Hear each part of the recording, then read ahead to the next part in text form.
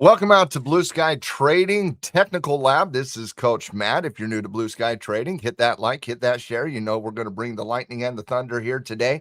And if you are new to Blue Sky, tell somebody about it. We're looking to do a lot more giveaways and whatnot, and we want more people in these channels to have some fun as we navigate the intraday side of the equation together today. And in the lab here today, team, we're really going to be laser focused on kind of a topic that we talked about yesterday as we were navigating the market yesterday, and that was regarding continuation patterns. And that's what the general topic is going to be, is continuation patterns here today.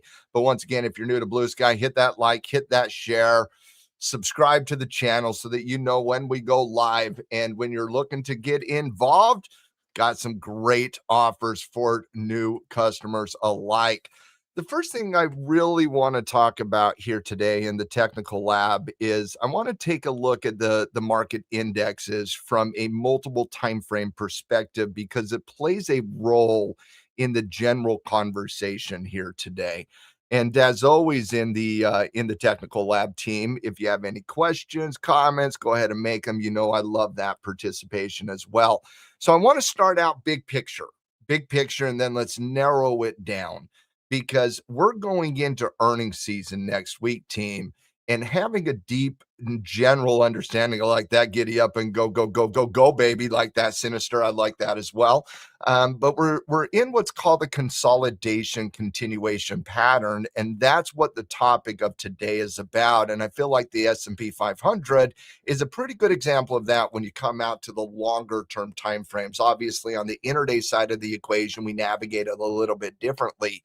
But once again, as we do go into earnings season next week, the market is in a consolidation continuation pattern.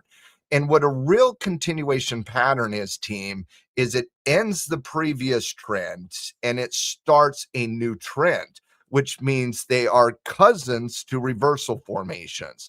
And so true continuation patterns are not what we're talking about like in terms of our general conversation. Bull flags, for example, is a pattern within a trend. It's not necessarily a true continuation pattern. It's just a pattern within that trend. Bullish retracements, high bases, same type of thing.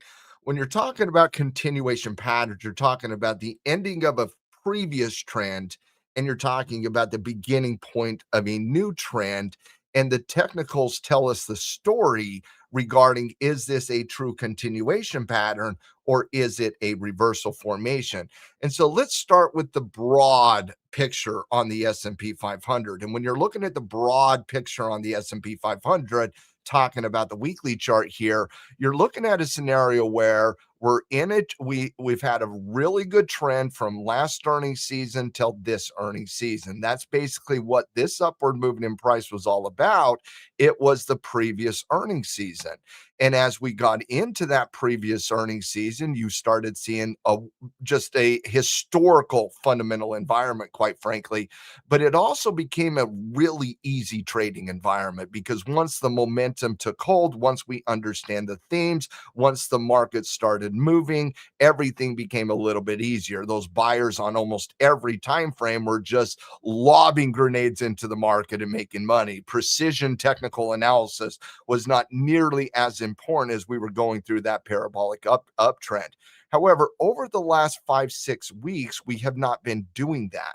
We've been going through consolidation neutrality, and everything has been tightened up because we no longer have a bullish uptrend. We're going through a continuation pattern. And so when you're looking at the weekly chart here, going into next week's kickstart to earnings season, you're in a pretty decent situation right now from a longer term perspective.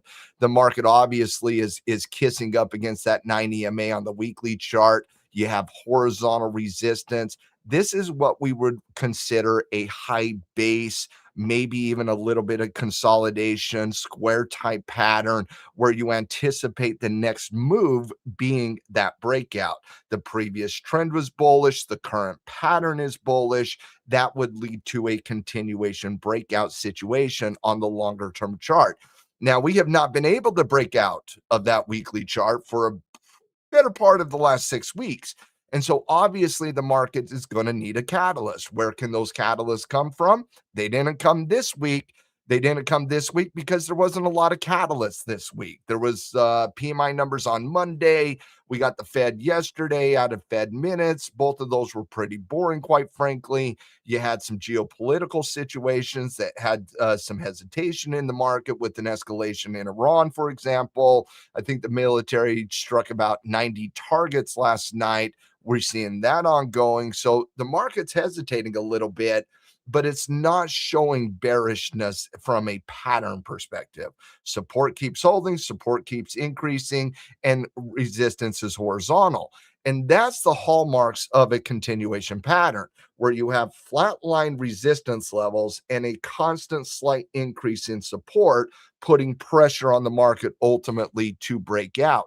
Now, when you come down into the daily chart, for example, you can really kind of see that consolidation. And you really look at this level at 7,600 as a level of resistance.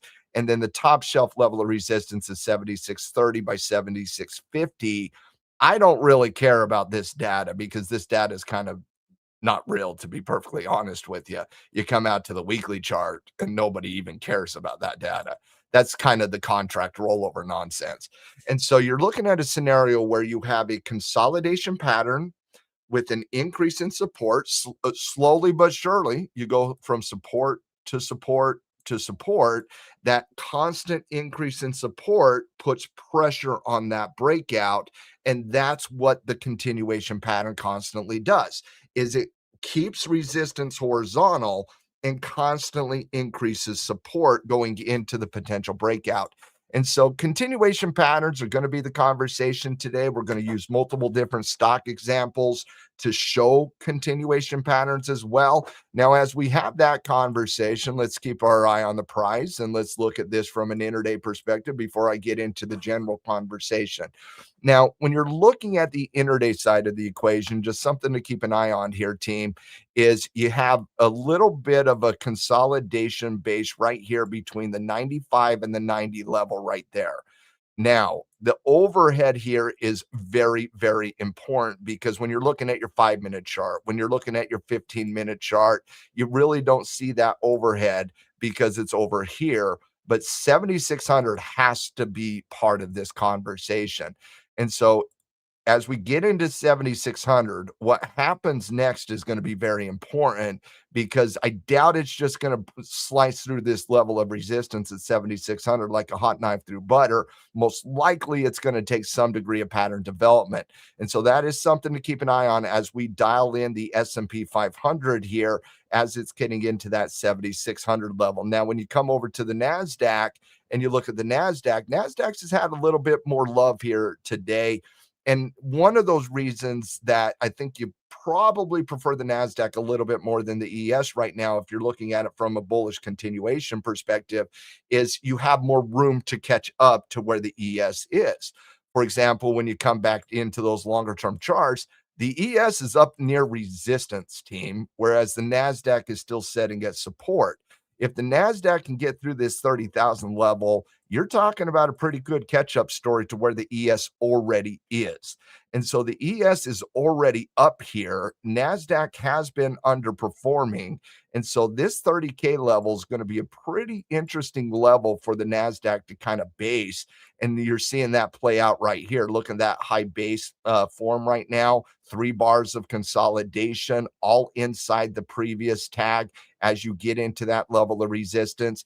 Now, what I'm looking at here, just before we get into the general conversation, as long as you hold this level right there and you hold this level, that 9 EMA is catching up, putting pressure on that potential breakout. So keep an eye on the NASDAQ. The NASDAQ does look a little bit better, in my opinion, for any continuation bullish action today versus what we're seeing on the ES.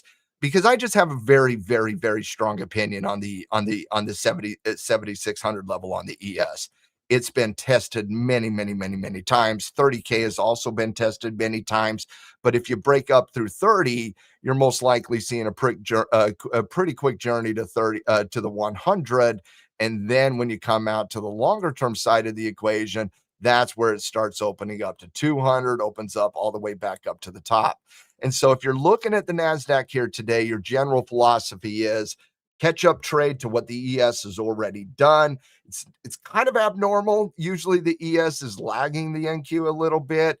NQ, because of some of the volatility in the semiconductors recently, some of the memory chips recently, has underperformed the general market, playing a little bit of catch up here. That pattern is a pretty interesting consolidation pattern going into that 30K test. And so obviously both the ES and the NQ are in breakout situations. Both of them have a little bit of an edge going into that, but I do prefer the NASDAQ a little bit more than the ES, as we do challenge these very important technical levels. I mean, 30K is an extremely significant whole number. It's a very important psychological number there as well. And so it's not shocking to see the market kind of hesitate in front of that level. And it's also equally not shocking to see the ES start to consolidate a little bit here underneath that very important level at 7,600.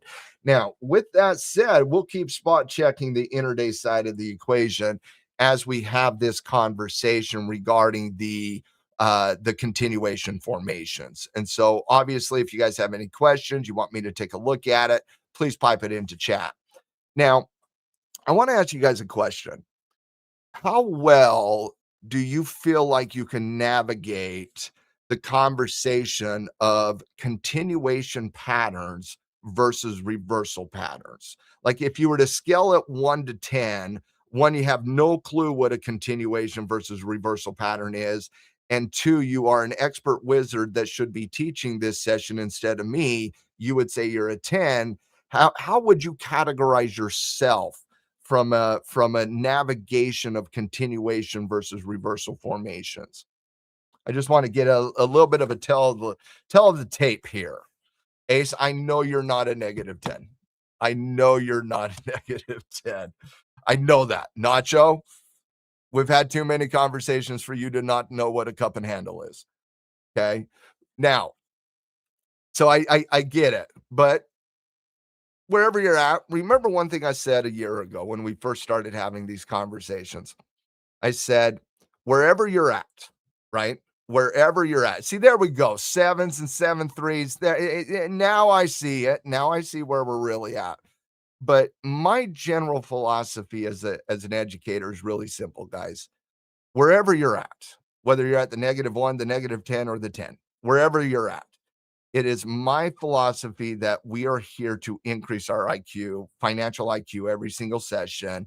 And whether that's big, whether that's little, that's the ultimate goal, is to constantly get better at pattern recognition, to constantly get better at trend analysis, to constantly get better at indicator analysis, to constantly, slowly but surely improve our technical read in the market in general. And so when you talk about continuation patterns happen quite a bit, because the only thing a continuation pattern really is it continues the previous trend. And so you have continuation patterns within trends. We call those flags, we call those bases, we call those bullish retracements. Those are not the patterns I'm necessarily talking about here today. The true continuation patterns are patterns that end trends, ends the previous trend, and thus begins the next trend. And those are more on the ascending triangles, the cup and handles, the symmetrical triangles. Those are the types of continuation patterns that I'm talking about here today, not just your patterns you get within a trend. For example, within a trend, we get a lot of core patterns. We get the breakouts, we get the retracements, we get the high bases. Remember, within the backdrop of a trend, you have three basic patterns. You have the breakout, which both starts and continues the trend. You have the overextension, which is where the bulls start locking in profit and secondary patterns start to form. That's why I call it pattern number two, is because that's where you start to anticipate the development of that next pattern, i.e., the secondary pattern. And that could be a high base, that could be a flag, that could be a standard bullish retracement where you come back down in price and give up 50% of the previous upward movement in price, for example. Those are standardized core patterns that dominate every single trend out there. I don't care if you're talking about trading a stock, a commodity, a currency, the indexes themselves. Those patterns dominate trending analysis. So the high base, the bulls make their move, the bulls consolidate, the bulls break out and make another move. The bull flag, bulls make a move, slight profit taking, bulls break back up, bulls make that next move. Bullish retracement, standardized pullback comes down to a lower level on the chart, 50 to 61% retracement, for example. Market consolidates, breaks back up, next bull move. Those are bullish continuation patterns, certainly, but those are the core patterns that dominate trending analysis. We're talking about the patterns that happen at the end of a trend, because one of my favorite things to do is get involved at the beginning point of something, not to constantly just chase every single price action. How many of you guys feel like you chase price action too much? If you feel like you're chasing price action too much, you're not putting as much emphasis on pattern development as you need to, in my estimation. And I think it's normal, Jaja. I find myself chasing price as a day trader every now and then. I'll tell you what I never do as a swing trader or as a position trader. At no point do I ever chase price, Jaja, ever, ever. It just does not happen for me. I get my pattern or I don't. Period. End of sentence. And even though I feel like I will chase price as a day trader as well, because sometimes you have to get into the momentum side of the condition a little bit more. I do feel like it's a little bit more appropriate to do as a day trader than I do as a swing trader.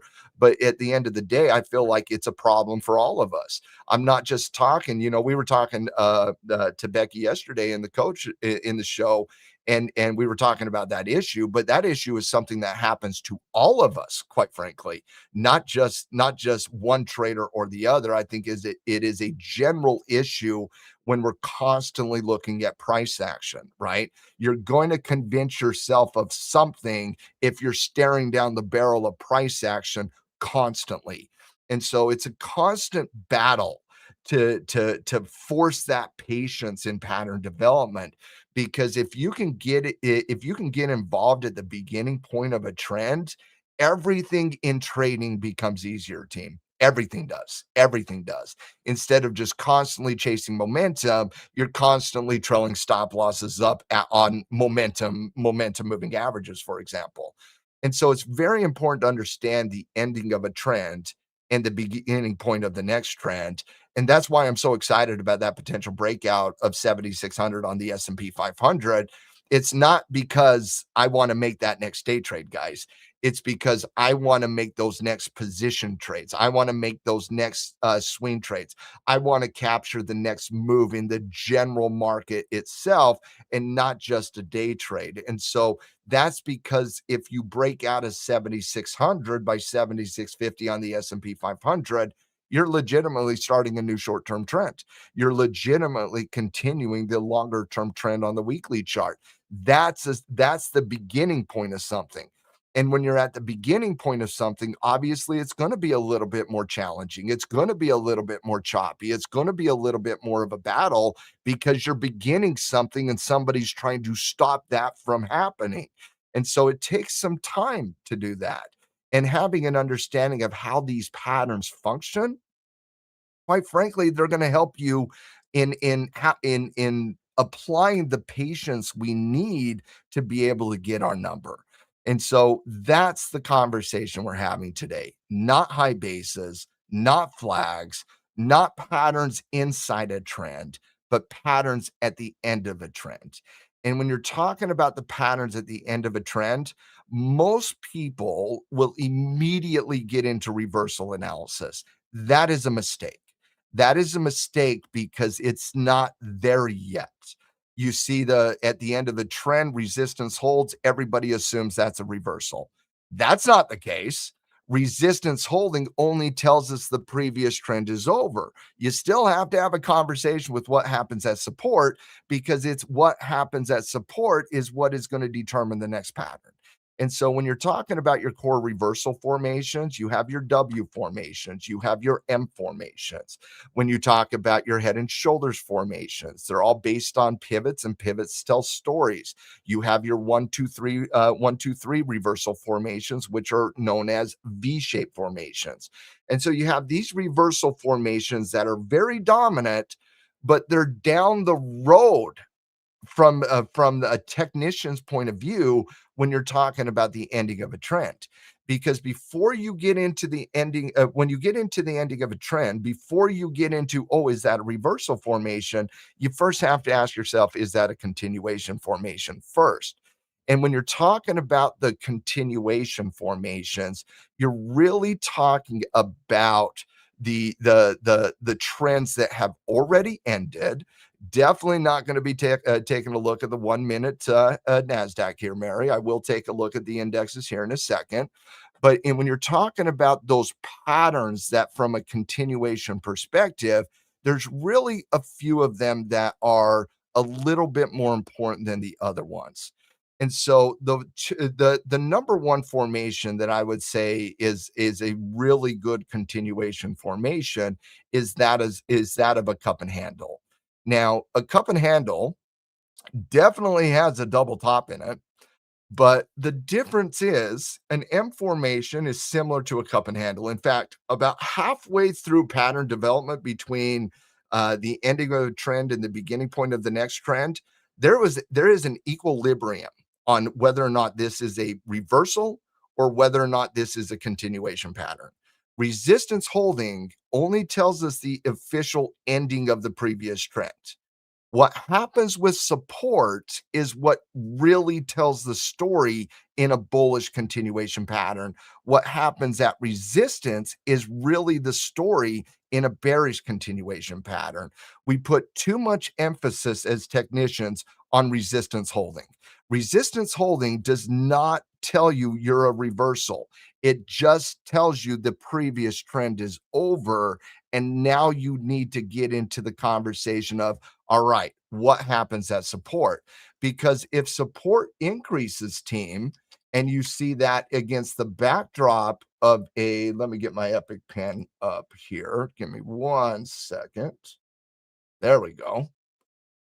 So when resistance holds right here in the cup and handle, that's one thing.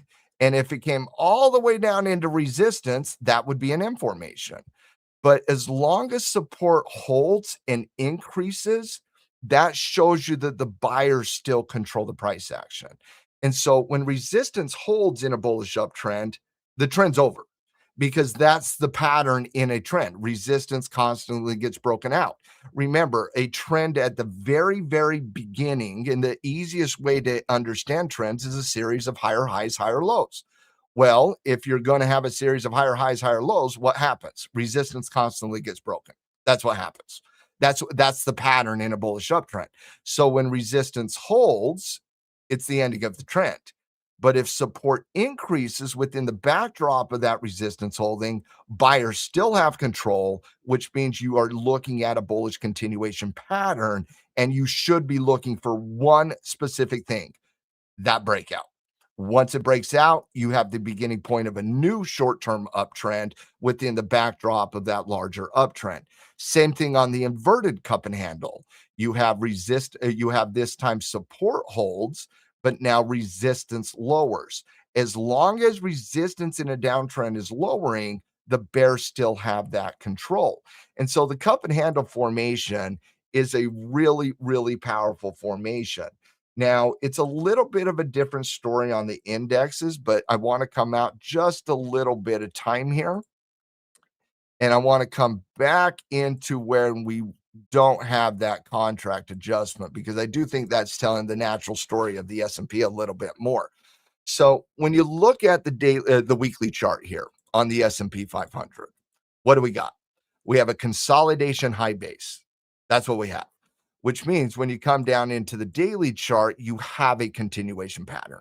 When the weekly chart is in a high base, the daily chart is going to be in some degree of either a continuation pattern or a reversal pattern. So, what would this pattern be? You have resistance holding, but you have a constant increase in support as you go into those resistance challenges. That would be a cup and a handle. You have the cup, you have the handle. Now it's a matter if it breaks out. Now, if it holds here, but we still increase support, that would be an ascending triangle. The only difference between a cup and handle and an ascending triangle is resistance holds one additional time. That is legitimately the only difference. And so ascending triangles and cup and handles are extremely similar to one another. They're cousins holding hands, skipping together down the road. They are very close to one another. You have a constant increase in support, you have a constant holding of resistance. If that happens 2 times, that's a cup and handle. If that happens 3 times, that is a ascending triangle formation.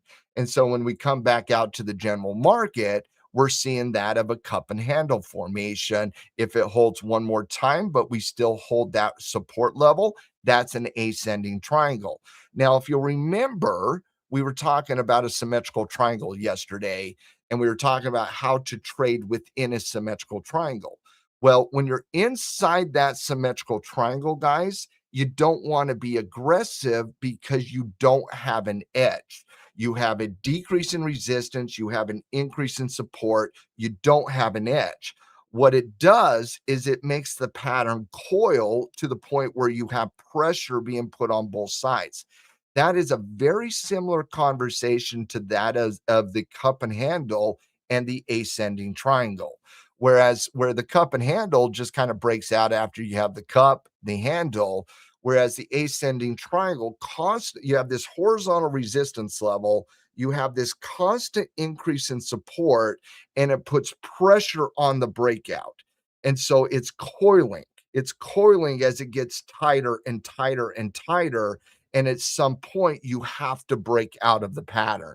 And so as you go into next week, for example, you're not going to stay inside this pattern next week, guys, for a couple reasons. Number one, you have earnings season starting next week, which is chock full of catalysts, which is obviously what the market is truly waiting on here. And number two, the pattern's getting very tight. It has to break out of the pattern. Whereas this week, I'm not surprised. Like, I felt like the market had a decent opportunity to break out this week. Obviously, with the market holding Tuesday and the geopolitical situation with the volatility on Wednesday, that kind of broke up that breakout situation this week. But you never violated support. And that's the key point of the pattern is that, yeah, did it break out this week? No. But did it break the pattern in general? The answer is also no. It tried and it came right back up, which means you're still inside that pattern going into next week. You have a really, really decent breakout situation. And so when you're dealing with these ascending triangles, these cup and handles, the bullish continuation patterns, as long as it stays inside pattern, you don't want to be too aggressive. Because think about what Jesse Livermore is saying here. Think about what Richard Dennis of the Turtle Traders. Richard Dennis of the Turtle Traders, for those of you who don't know who he was one of the best traders of the 70s, 80s, like hands down one of the best traders. Richard Dennis was also the creator of the Turtle Traders. And the Turtle Traders were one of the most famous trading groups of all time because it was the first time that a trading guru like Richard Dennis had the ability to teach new traders how to trade. And you know what the pattern that they talked about trading all the way back in 1982, they were trading futures the same way this community does. They were trading futures. And you know what their their patterns were that they traded? Multiple time frame breakout continuation patterns. Up and handles, ascending triangles, and the trading philosophy was really simple, guys. Don't trade inside the pattern, buy it when it breaks out of the pattern. Buy it when it breaks out of the pattern, have a stop loss under support, trail that stop loss as long as you stay above the pattern. And so that philosophy of of being cautious inside pattern development is not a new thing. It's not. When Jesse Livermore was giving his famous quote of confirmation is the insurance that you write on your projection, he was talking about breaking out of consolidation patterns. That's what Jesse Livermore was talking about over 100 years ago. And Jesse Livermore was a better day trader than anybody I've ever met, quite frankly. And Jesse Livermore traded 100 years ago, and he was continuation patterns, breakout, confirmation. Jesse Livermore, breakout, confirmation, outside the pattern. Richard Dennis, breakout, outside the pattern. You don't want to have a strong opinion inside pattern development. You want to have that strong opinion when it breaks out of pattern development, because when it breaks out, you're now starting a new trend and you're at the beginning point of that new trend. That's the power of true continuation patterns, is you're not just trading a level to level conversation. You're not just swing trading a support to resistance conversation. You're talking about the beginning point of a trend, which allows you to be a lot more loose with how you go about management and whatnot. In fact, most traders, when they're talking about the breakout of a continuation pattern, they want to be a little bit more open-ended, guys. They want to open up those risk graphs to allow growth to occur here. And so I know we're not talking on that on a 5-minute chart here, but the exact same conversation happens on a 5-minute chart versus a 15-minute chart. It's the same thing of a daily chart versus the weekly chart, for example. And so as we see this play out, beautiful continuation pattern going into catalyst, the market's coiling, it's getting tighter, and there is absolutely an expectation as we go into next week that we will see this pattern get broken one way or the other. That's what catalysts do. They break outside the pattern. And if you're talking about breaking up, I'm going to tell you right now, if this breaks 76.48, I'm going to say it's going to 78.48. That's what I'm going to say, because that's the size of the base as we're going into the next breakout. If it breaks down out of this 75, it's rinse and repeat down to 74. It's rinse and repeat down to 72.50. That's the importance of going into next week, because we're not just going to see, in my estimation, we're not just going to see next week up, down, up, down, up, down, stay inside pattern. The market has consolidated too long for that, and the market is getting too tight for that, which means next week you absolutely expect this market to break out one way or the other. And the pattern suggests that the market does want to break out to the top side and not come to the downside, but we'll have to wait and see on that, obviously. So when you're talking about cup and handles versus ascending triangles, they're very similar. They're very similar. The only difference is resistance holds one additional time, and that market puts a lot of pressure on that breakout channel by constantly increasing support. And the reason that, again, I keep coming back to the reason that's important, because that's the entire ball game. Understanding what's happening at support is the entire ball game in a bullish continuation pattern. Understanding what's happening at resistance is the entire ball game within a bearish continuation pattern, because there is a behavioral element to technical analysis. There is a behavioral element to the reasons that the market goes up and down and sideways and all around sometimes. And that's because of the behavioral side of the equation. You think, and I've given this analogy before, but let me give it again. How many of you guys like to run? Like, you just like to run. You love to run. You love to go outside and you just love to run. Who here loves to go run? And then who doesn't love to run? I want to know who loves to run. So Nick, you love to run. Okay, Nick's a runner. Good. So Nick, if Nick, who goes out and runs 5 miles a day, okay, he comes out to me and he says, Matt, I'm going to run 5 miles today. And you can bet on me if I'm going to win, if I'm going to run 5 miles. I'll be like, yep, Nick runs 5 miles a day. I'm going to say he's going to run 5 miles a day. I'm going to say Nick does what he historically does. Okay. Now, me, I don't like to go out and run 5 miles a day. So if you were to say to me, Matt, I want you to go run 5 miles a day as fast as you can right now, fast as you can, 5 miles a day. Well, I wouldn't bet on me to go run as fast as I can 5 miles a day, right? I wouldn't bet on me to go do that. I would bet on Nick. Nick does it. I don't do it. So think about this. The market from this point proves it can run a certain amount of distance. The market shows it can run a certain amount of distance. The market runs a certain amount of distance. Well, if you go from support, and we'll come back down to the S&P 500 here, if you go from this support at 7,250 to 7,650, you're running 400 points. Okay. Well, in the previous trend, you ran from 7,360 to 7,630 before you got slowed down. You ran 300 points and then you ran 400 points. I'm not going to say that you're going to run more than what you historically do. Nuh-uh. You're running too far from too low of a support level, too fast to run that fast. Market gets tired, comes right back down. Now it runs from 7,400 to that 76 level. All right. Now it shortens the distance. 250 points, got into that, shortened the distance. Couldn't break out, shortened the distance. Now you're running from 7,500, guys. You're running from you've proven you can run 300 points. You've proven you can run 400 points. You've proven you can run 200 points. You have proven you can run 200, 300, 400 points. Well, now if it wants to run from this distance, you're running from 7,500 points, which means even if it just runs 200 points, you're talking about a breakout. And so as you constantly increase support going into that breakout, what's actually happening, thank you, Jaja. It would be a losing bet for 5 miles as fast as I can, but I do appreciate the trust.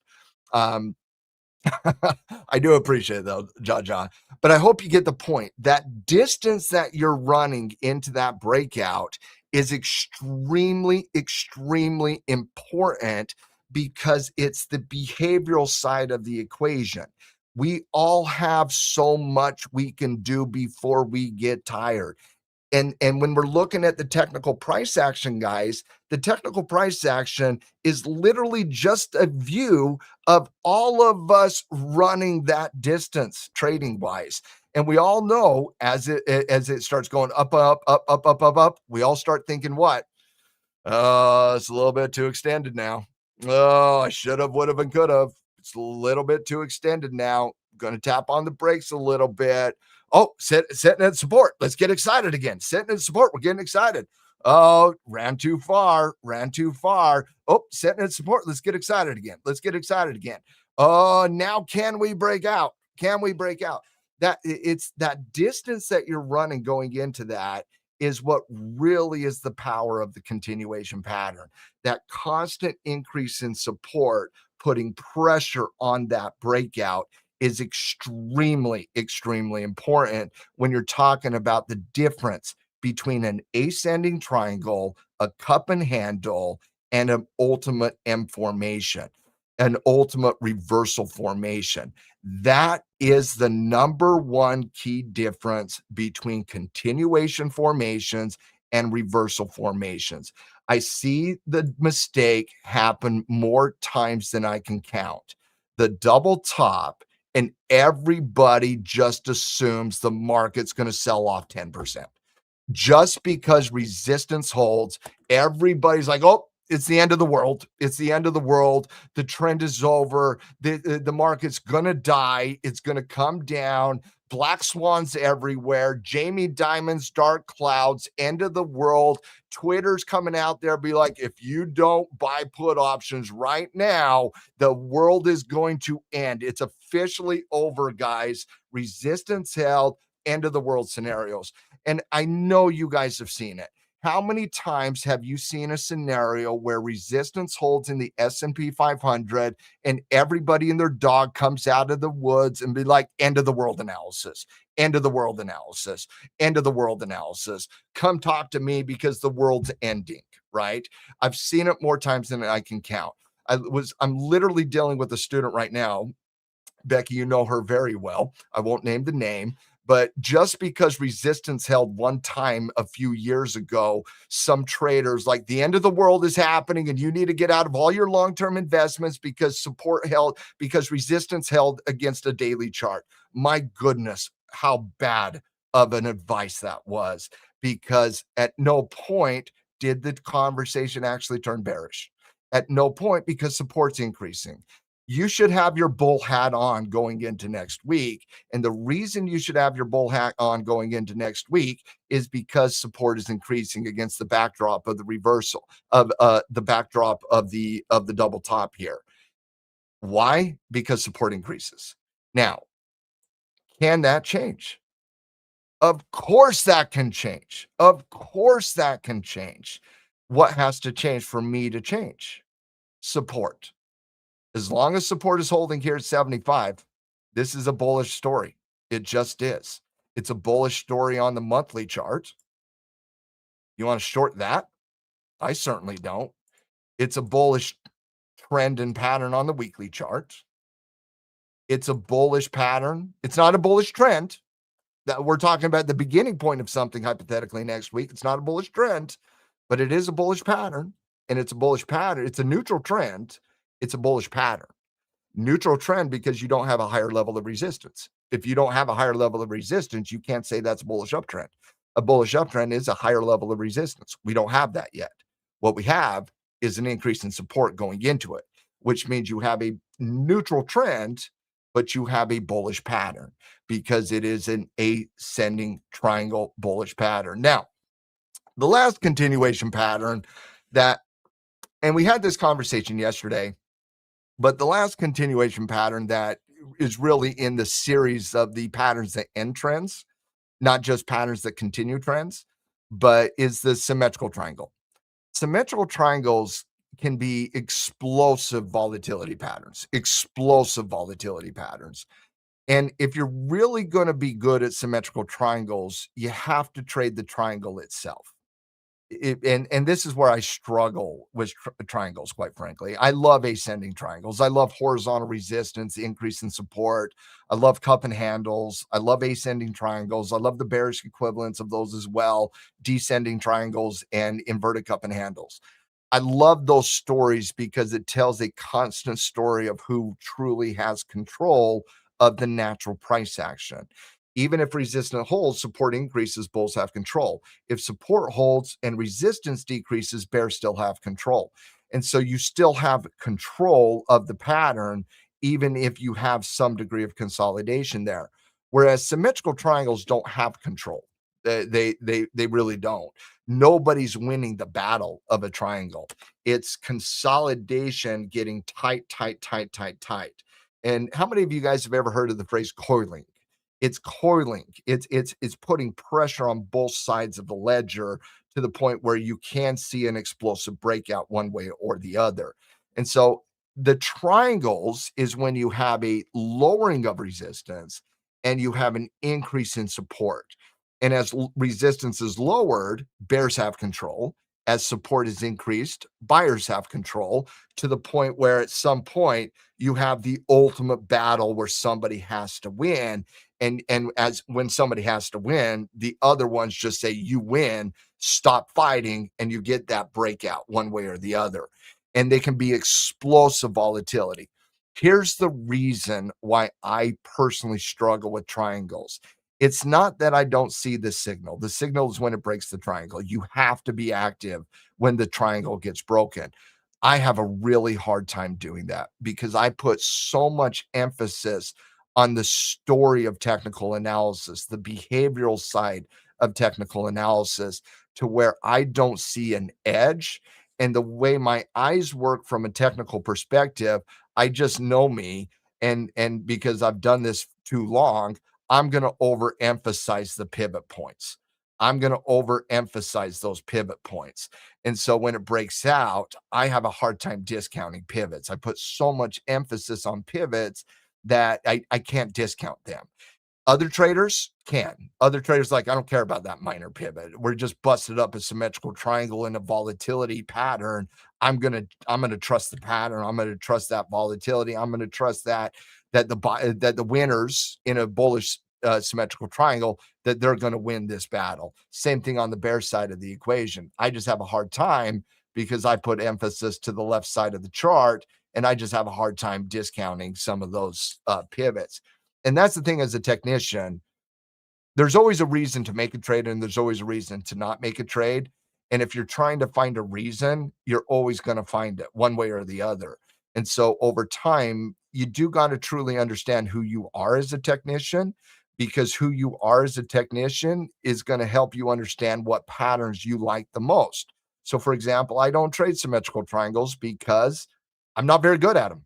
I'm just not. I don't like them. I don't like them. I don't emphasize them. I struggle with the mentality of the symmetrical, but on the bullish continuation or the bearish continuation, cup and handles, ascending, descending triangles, I really, really like those types of patterns. And so what I want to do is I want to come back into the market, and I just want to kind of give a couple examples of some of this. For example, and we're just going to look at some stocks here. For example, right now, Apple, resistance is holding. Okay. Resistance is holding. This right here, as of right now, is a high base. That's what it is.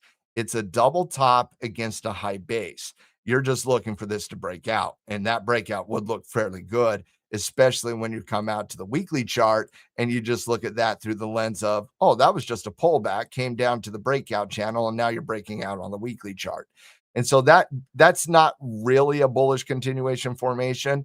This is just a high base against the backdrop of a double top. Now, if this high base fells and it comes back down to 300, pivots at 300 and comes into it, all of a sudden you have a cup and handle.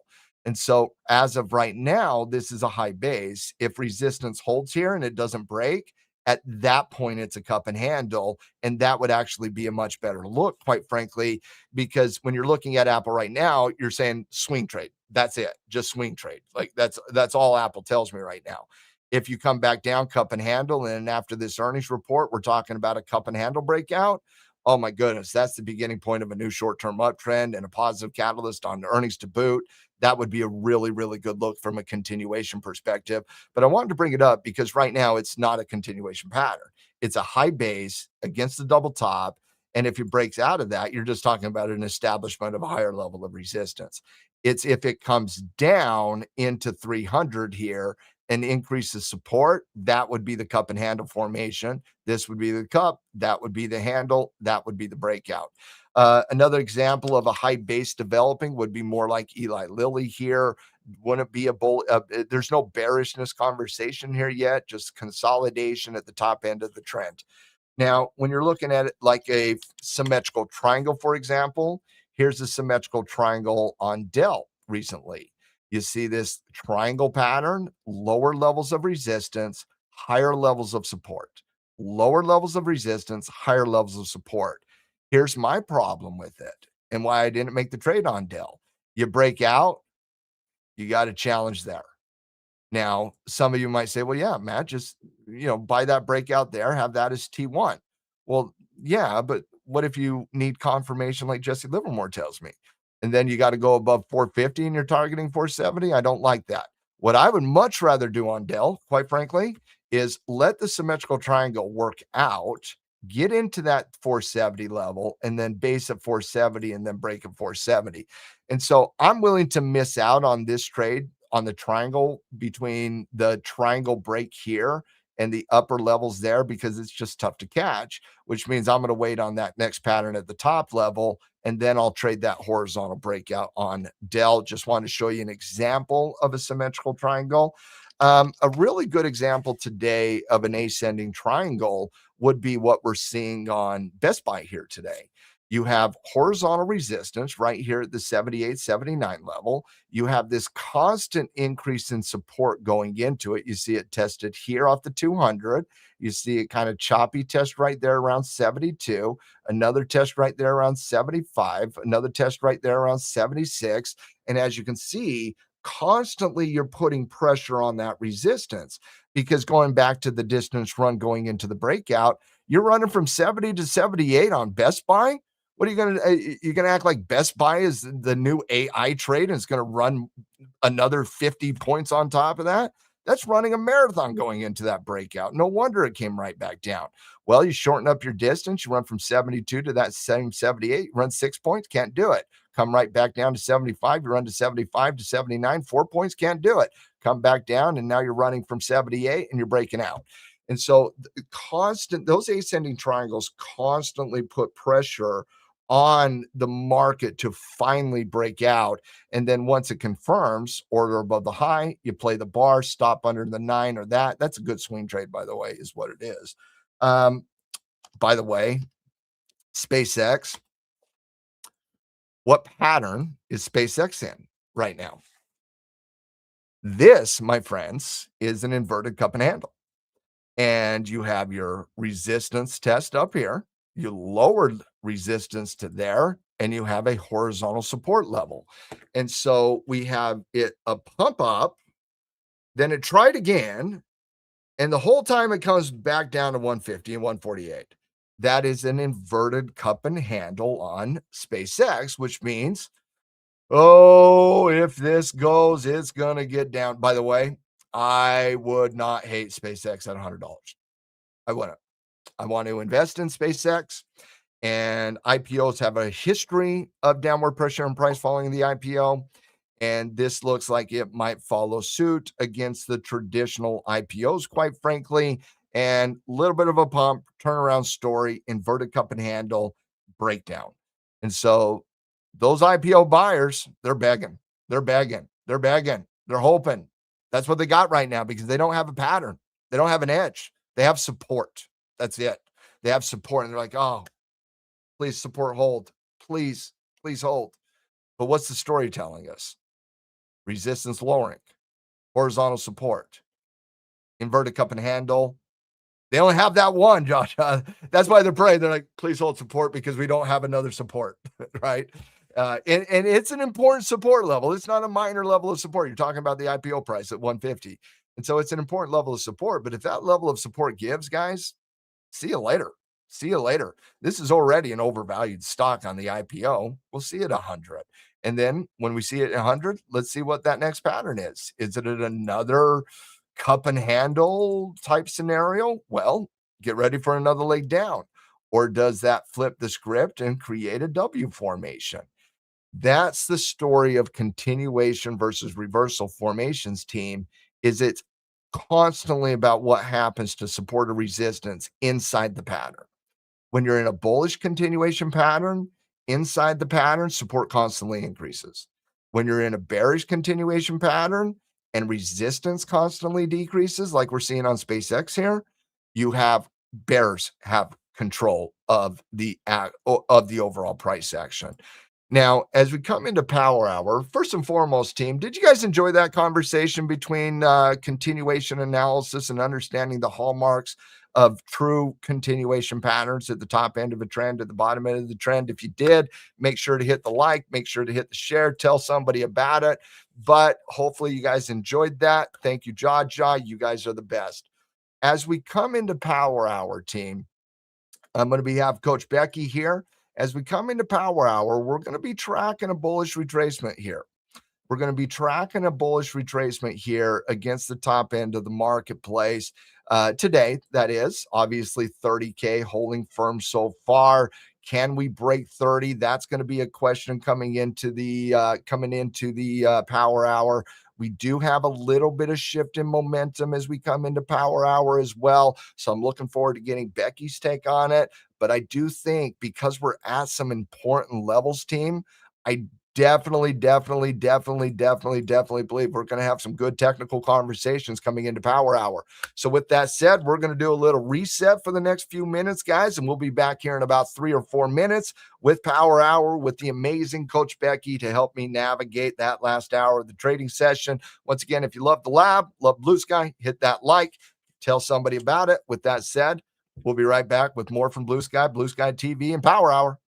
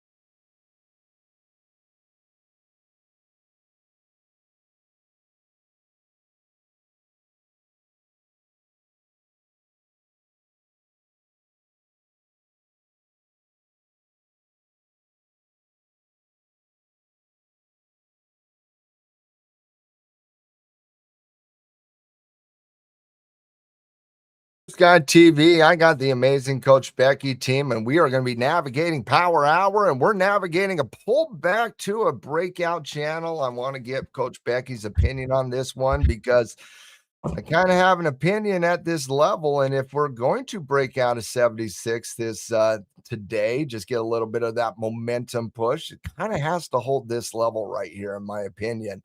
Mhm. It's specifically, I'm looking at the 15-minute chart, seeing a little bit of a turnaround story there. But I want to get Becky's take on the indexes here as we start Power Hour with this retracement coming off a pretty good move by the Bulls earlier in the session. What's your Yeah, thoughts here, Becky?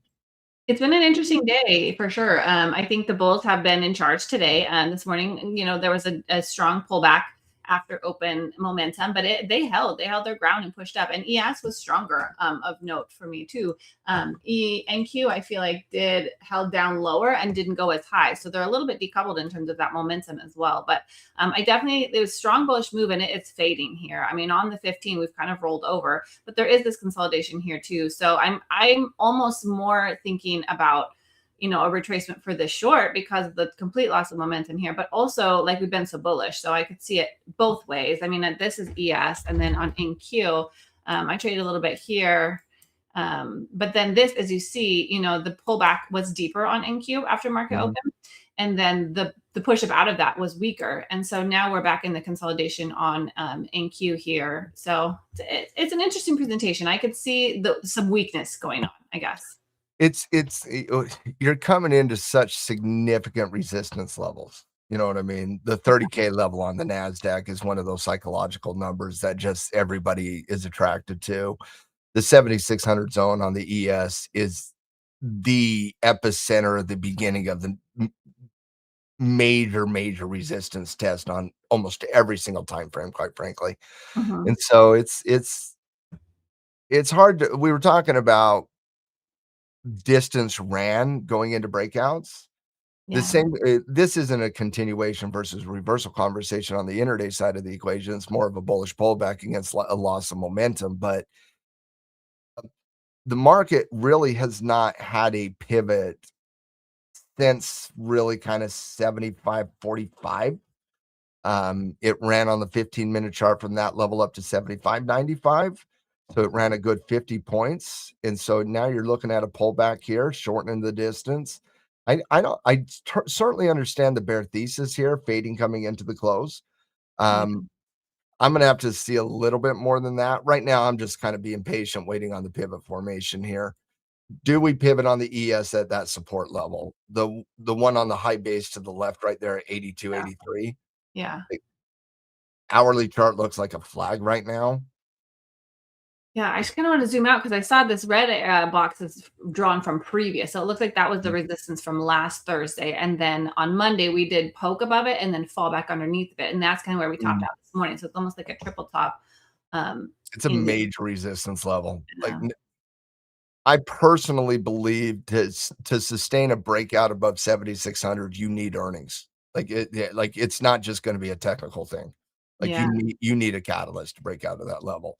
And I'm talking on the daily chart. Like, the intraday chart can break out, go to 76.20, come right back down. Like, I'm more talking a sustainable breakout on the daily, weekly time frame. You're gonna need earnings. mhm. But that just goes to show you how much I have respect for the 7,600 level. Like, I have a lot of respect for the 7,600 level. It's a big deal, and clearly there's all eyes on it. Like, it's obviously being watched and traded around, and there is bears there trying to defend it. So we Mhm. can't discount that. And so then we just have to see how we can play with that and what it looks like when we finally do get a break. That's going to be probably some strong momentums. When a pullback, we could join that. But as of now, it's still getting sold against. Yeah. But this I wouldn't join because it's, almost an hour into it on this pullback. And so for me to even So, entertain a short, it has to have a pullback and then another rejection. and for me on a pullback like this, I just need green confirmation because it's just a bullish retracement to a breakout channel for me. Yeah. So because I'm looking at the 15-minute chart, that's kind of what I'm structuring it on. Mhm. I just need a slowing momentum candle, upward movement price. I'm good. To go Like, long. mhm. Mhm. But it would not be anything aggressive, Becky. Like, I think you have to target 95. I think you have to target 7,600. Yeah. I wouldn't anticipate any power move coming into that. It'd just be a little minor trade. I actually think the better, like, higher profitable trade would be the short if we get that continuation of the pullback, and then if you start breaking on the ES, if you Mhm. start breaking around the 80 level, like, you're pretty quick down to, like, 60. Mhm. And so for me to entertain a bear, I'll probably have to see 80 get tested and then dialed in for me to do that, Yeah. because I feel like I'd be counter trending trading. I don't personally want to do that today, Yeah. but I will entertain the bear if you come to 80 on the ES and then you break 80. You got a little pocket there by about 20 points to the downside there. Yeah. Yeah. Well, you make a good point about targeting 95 because I could absolutely like we could push up and take out that liquidity here because we didn't quite hit 76. And so Yeah. knowing that we pivoted underneath of it, that could easily be a push up to take out all that liquidity. And then it Mhm. could fade at the very end of the day too. I mean, we still have, just under an hour here. So it'll be very interesting to see what happens in these two zones. Yeah, if it gets to 75 and doesn't break, I would entertain a short coming into the close as well, but, Yeah. like, we only have 52 minutes here. Yeah. And NQ, I mean, I think I kind of like, well, see, they are weaker, but then they are at this, they went a little bit lower here, and now they're popping out of this area, which is a good look too for one more test of the high for a long. I don't see a massive edge yet. I don't either, and I just am kind I don't of. I wanna just force it. don't either. I have traded a little bit more lately than I really need to. So, so today was just a little bit. I got in down here and I scaled, and then I added, and I scaled, and then I took it off here. So it was a nice little bite of small size, and I'm not trying to be a hero today. No, me either. Double top on NASDAQ on the 1 minute, A plus setup. Data tomorrow. Ooh, was there data tomorrow? It's just a Um, weekly unemployment is no, labor data was last week. no, there's I yeah, don't there's think there's data tomorrow, is there? yeah, it's all I Like, see is the orange weekly unemployment, which is not for oh, tomorrow. no, that's initial claims, yeah, No, that should not nothing. be colored red. Nothing. Yeah, it's not it's orange. Yeah, I think that this week was really very light on the fundamentals, so Very, there's nothing in there. very. And earnings is like a very soft start, but nothing really in that respect either. Oh, you don't wanna talk about Levi's earnings? Yes? Okay, yes, I do. No, you don't, they were boring. I Um, mean, it's still kicking in. there were only 2 reports today. You had Levi that came in with a 16% beat against EPS, a 1% increase in guidance.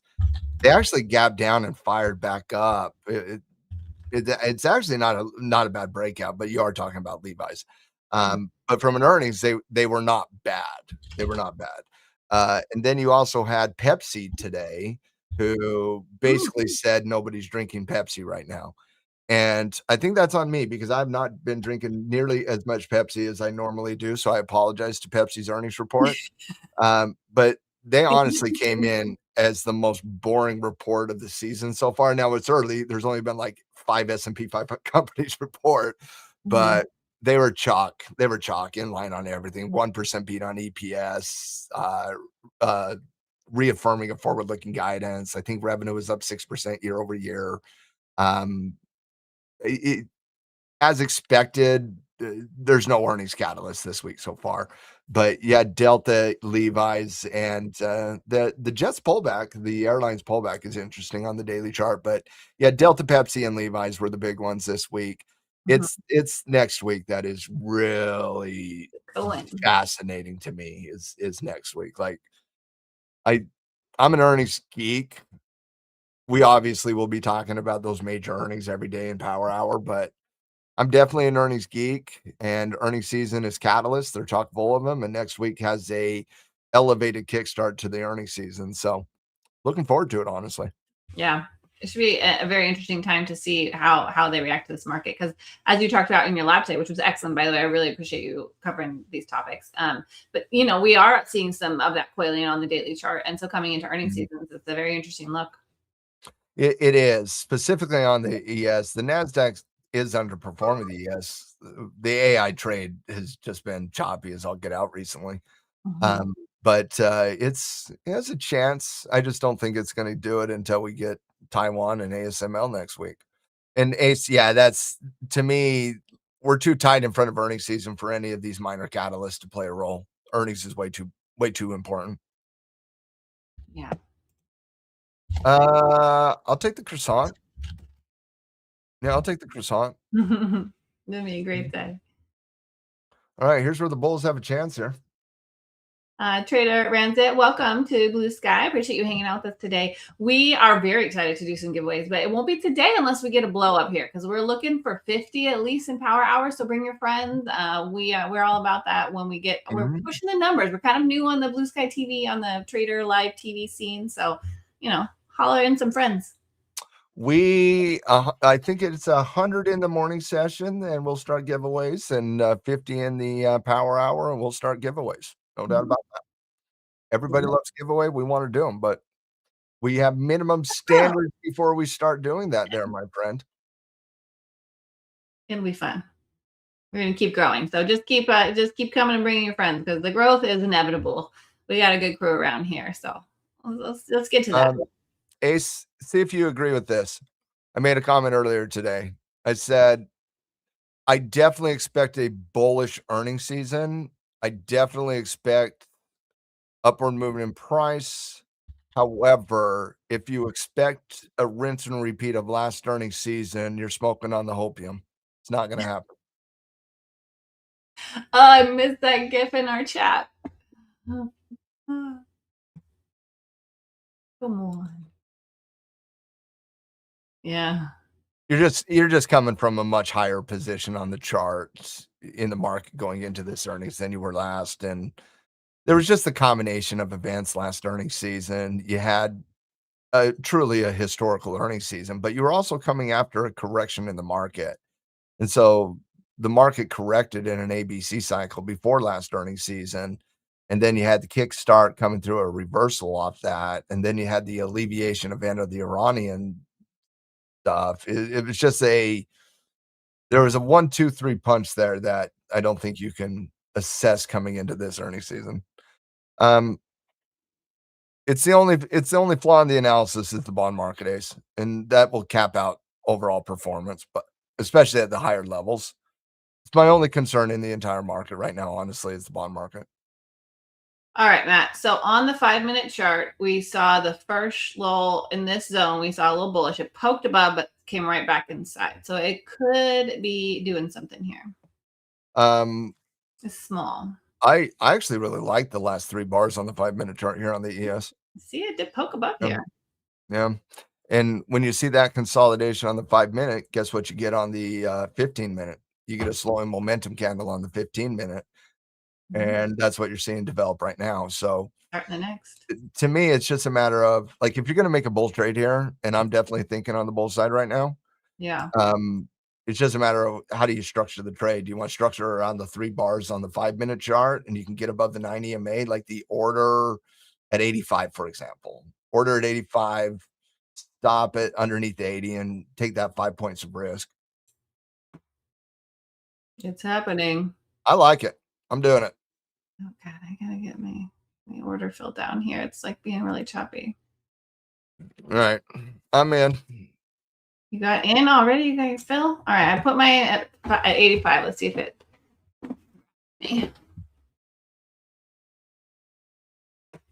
Where are you going? Stop. Under 81, like 80 and a half to start.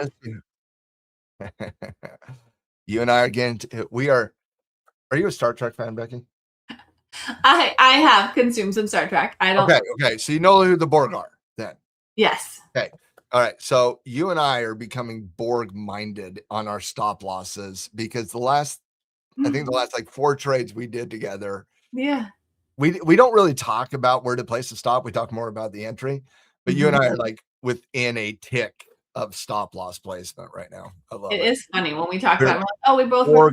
org minded. We're merging into one, Becky. I like it. Hey, if I get to be held in that space, I'm so proud of myself. I'm not gonna lie. I'll take it. Except for I didn't get my fill yet. I think you got a fill. Oh God, come on, I'm ready. I tried for the limit when it was pushing too fast. It's gonna grab me. Probably gonna grab me. That's probably why I got. I just did it. Oh God, I was going to, but then I'm trying to play better. I am using VWAP more, Ace. I am. I love that. Like there's multiple things that I have adopted based on our conversations as a community. VWAP is one of them. Orbs and using it on Asian Open because I don't trade the New York session, but orb analysis, VWAP. There's a couple others, but VWAP is probably the big one I would say that I've adopted.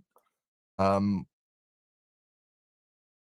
what I've really find is it helps me really kind of like because I anchor on the 9 EMA on almost everything, but like VWAP helps me understand the totality of the story. It's another level. It's another major level. I think it's a great target point on counter trend fades. I think it's a great target on reversal analysis. I think it's a great support level to bank on if you get down there on reversals. Like, yeah, I really like VWAP. Yeah, I really like it, especially towards the end of the day too. Like I think it's really helpful structuring the type of trade that you're looking for at the end of the day. And today is definitely a day where it's angled up, which is support of the longs as well. Mellowed out some, but still angled up.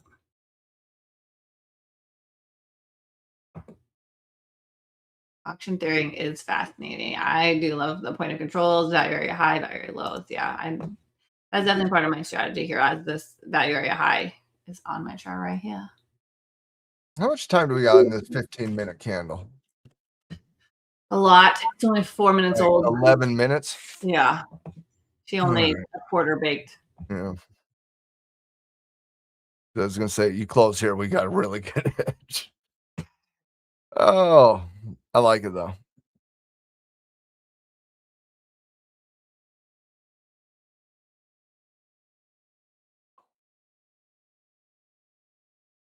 Let me know when your trellis stop, by the way. Yeah, well, I need to get it filled first.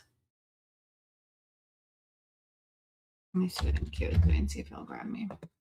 NQ did, ooh, even a nicer pop out of that zone. Yeah, it did, and it closed. Mm-hmm. 5 just closed. Plus a cleaner test at the support level as well. Yeah, I liked this area. I don't believe Becky's in the trade yet. No. No, it didn't pick me up yet. But this is the first time bulls have showed up in the last hour.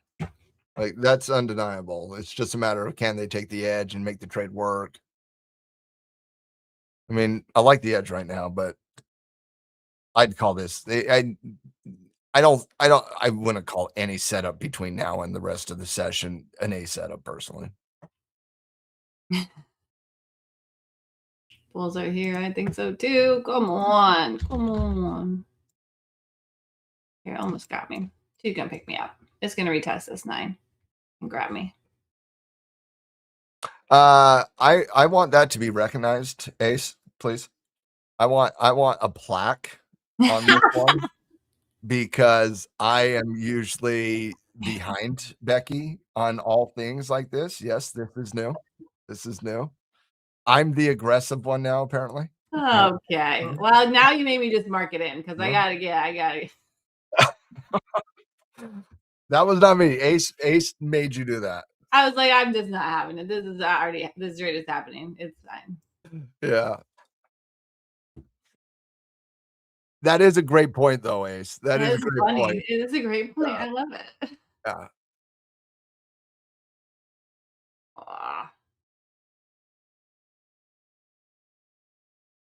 Let's see if I got in for not as much. Let's see if it'll come back down and tag that 9 and add a little bit more. It might have been because I didn't wait for confirmation on this, Ace. Welcome to the dark side to you. I know. Jesse's mad at me. We are merging. Maybe we're merging into one power. Borg mind. I think we're merging. Fantastic. If we can take the best of Becky and the best of Matt, Borg mind. Look at that. Yeah. It might get weird on Power Hour, you guys, but I think it's gonna be great. Let's do it. That was a really strong 5-minute break out of that area. Resistance is futile. Hey Nick, what's a better franchise, Star Wars or Star Trek? I will know if you're legit by the answer. Team, what's better, Star Trek or Star Wars? And you have to have an answer. You can't be like, I don't watch either one. You're familiar. Which one's better? This is where our Borg mind might get fractured because I was raised Star Wars. Listen, I didn't say Star Trek more Star Wars. I have not given my official response yet. That's true. That's true. The Borg just is we could love both because I didn't grow up watching both. Because doesn't everybody? You give me early Star Wars. It's hard to beat early Star Wars. Yeah. The first one, like the original 3 were pretty. Are you talking about the last 20 years of Star Wars, Nick? They have their both ups and downs. Like, yeah. Well, okay. I told Nick the other day because Nick was saying something. I said, Nick, I am your father. And Nick just takes the Luke Skywalker role. It just ran with it. It was fantastic. Right. Yeah. I am a Star Trek guy. This is accurate. Yeah. I am a Star Trek guy. Star Trek is amazing. It was really revolutionary when it came out, and it was good. Like there were the human dynamics and the sci-fi. It was really good. Yeah. Captain Kirk is amazing. Obviously, we all love him. But the Next Generation is the best Star Trek. Captain Picard is amazing. Yeah. Logical thinker. Love it. Teams and adventures and space. Yeah. And let's face it, ever since Disney got really control of Star Wars, it's just not the same. Yeah. Yeah, I get that. I named my Claude Lore, Nick. Only true Star Trek people will understand that one. What did you name it? Lore. Oh, I don't. I'm failing on that. Nick will know. Oh, Stargate. I remember that. I tried to give Stargate a try. I enjoyed it. And I really liked the movie back in the 90s, but I never finished any season or anything like that. Mm-hmm. See, I knew Nick was going to get it. Nick he knows some things. No, I nicknamed him Lore Nick because it kept lying to me, and I knew it was lying. I said, "You're no longer data, you're Lore."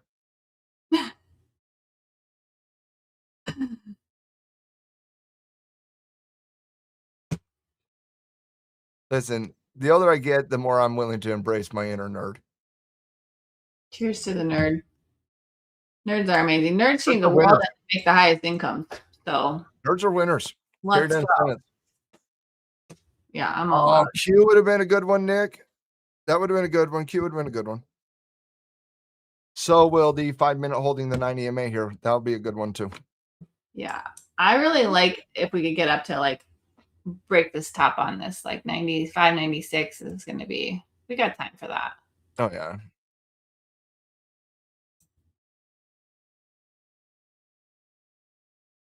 Just a meandering here. Yeah. Let's retesting this breakout. Yeah. Mm-hmm.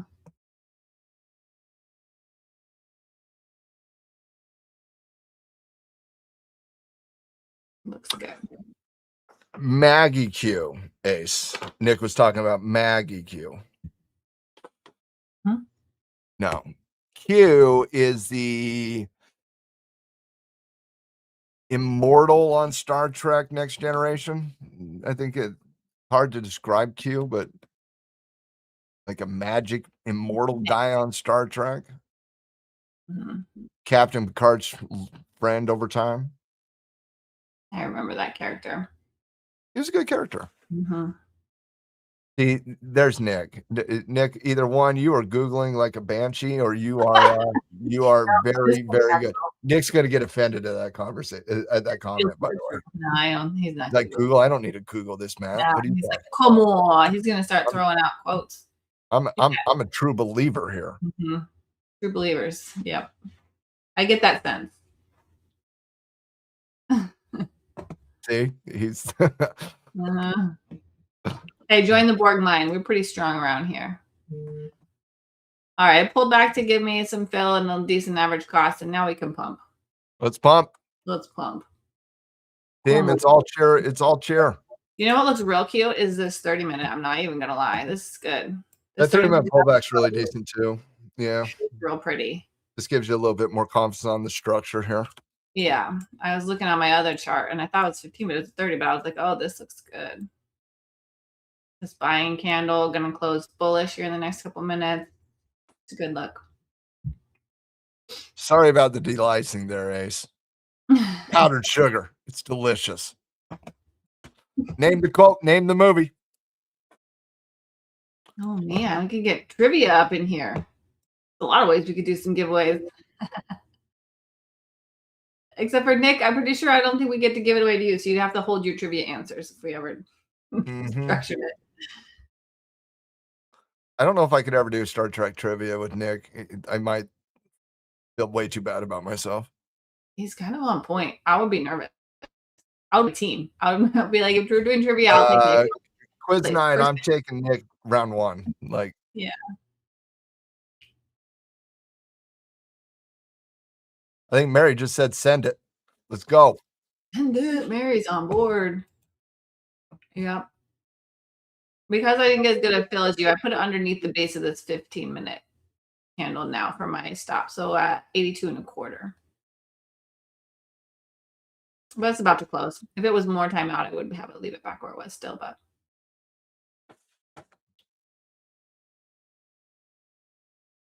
well, I should wait till it closes, huh?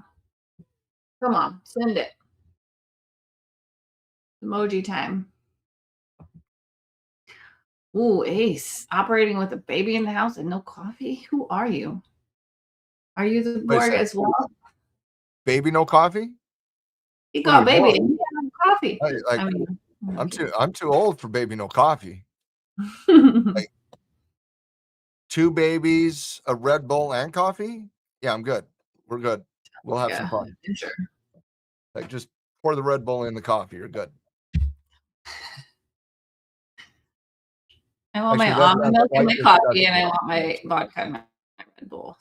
Just kidding. That's a much better combination than coffee and Red Bull. Coffee and Red Bull does not sound entertaining at all. I'm just saying. I mean, maybe that's for after the market closes, but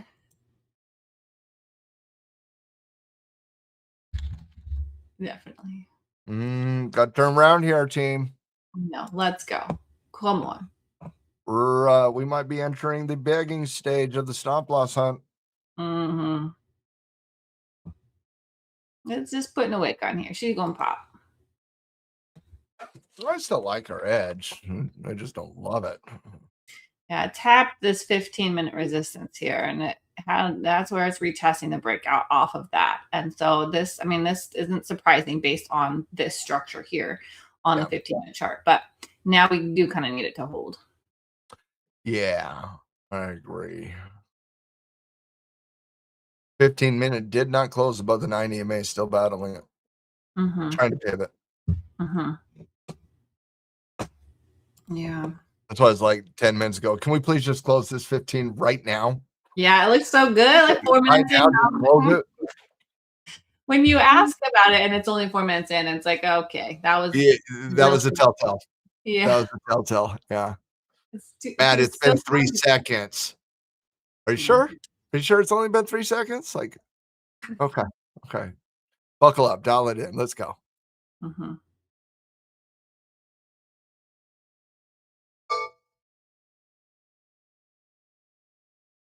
Thank you. It's sliding back more, it looks like, which it was weaker earlier too.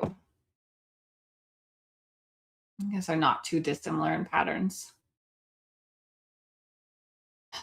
15-minute looks like a retest for the bears, and then a little bit. Just Okay, kiss Oh, it. that was a clean test too. Yeah, this is NQ. It popped though, and the zone right here makes sense, and it did close bullish. So we got a nice show. We'll see what she does. I didn't get in on the cues. So basically, we both need to be technically spanked, Ace. Is that what we're talking about? Mm-hmm.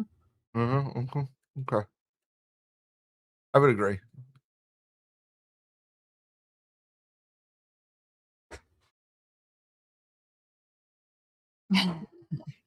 It was micro confirmation. There was a 5-minute pattern. I did get above the 9, but it did Mhm. not confirm. This is accurate. I was aggressive. Yeah. But I also kind of felt like if there was going to be a bull move, this was our opportunity. Yeah. You know what I When mean? Like, time gets short at the end of the day. Yeah. by the way, if it busts up 80 on the downside, I think we can entertain a reverse, hit the reverse button. But let's let this one play out real quick. Yeah. That was the original stop point, and I should honor that. Mm-hmm. Yeah, I know. It's because I didn't get the entry I wanted, but it's not bad. It's real close to where I wanted. That risk is not bad. While we're watching this one play out, team, what is your favorite stock to invest in? Actually, anything. What is your favorite asset to invest in? I'm just curious. Mary brought the ruler on me with my stop placement. She wanted you to tighten it up. Mm-hmm. No, she wanted me to leave it below the pivot, not tighter. Oh yeah, I'm still under pivot. I haven't moved it yet. Yeah, I'm gonna behave too. WD-40. We never got our expansion. It was hard to move it. Yeah, you're right. We didn't. We need it. I like the WD-40. You got to get more than one bar up to start adjusting the stop loss. Like, oh, I know, but we're getting out of time here. It's only 60 minutes to imbalances wildly. Come on, pop. We need a couple pops to take out that top here. Like about that. Yeah. She can do it. Let's go. Anybody have a favorite investment? Yeah, I'm waiting. All the day traders like, does an investment equate to 45 minutes in a day trade? 60 minutes? By the way, my favorite is gold. There is not a close second. I was thinking it would be gold for you. It is. Yeah. It is. Nvidia would be the second. Lam Research would probably be my third right now. Nice. I love Lam Research. Like, love that company. Remind me of the ticker. LRCX. Yeah. What all do you like about them? Well, when I first started doing them, they had a 16 PE ratio with a 13 forward P ratio with a growth metric that was out of this world and a PEG ratio at 0.30. They were also reversing technically, and we were in the first year of the AI trade. That's why I loved them initially. But I had invested in Applied Materials before that. And so what I actually did was I rolled my Applied Materials investment into LRCX.